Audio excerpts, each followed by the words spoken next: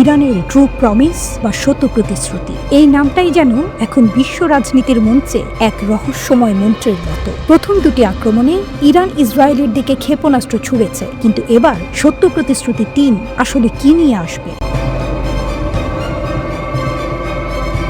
Brigadier general Ali ফাদাবির কথায় এটি সঠিক সময়েই ঘটবে, কিন্তু সেই সময় কখন আর কি হবে সেই সময়?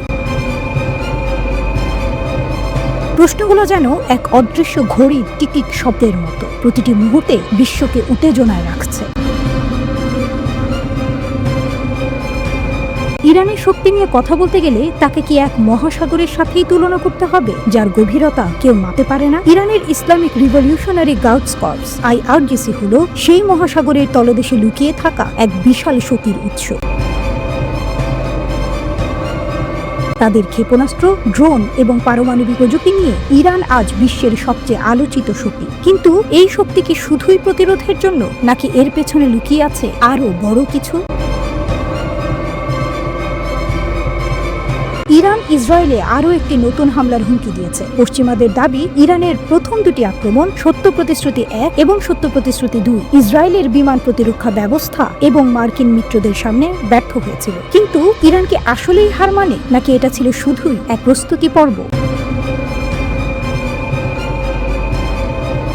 ব্রিগেডিয়ার জেনারেল আলী ফাদাবি বলেছেন, সত্য প্রতিশ্রুতি ৩ সঠিক সময়েই ঘটবে। এমন একটি দিনও যায়নি যেখানে বিশ্বের দুষ্টরা আমাদের বিরুদ্ধে যুদ্ধ করেনি। যদিও তাদের কর্মকাণ্ডের ধরন পরিবর্তিত হয়েছে, তবুও এমন একটি দিনও যায়নি যেখানে তা হয়নি। শয়তান আমেরিকা এবং যারা আমাদের বিরুদ্ধে লড়াই করেছে, প্রতিষ্ঠার পর থেকে ইসলামিক প্রজাতন্ত্র প্রতিপক্ষের হুমকি সফলভাবে মোকাবেলা করেছে।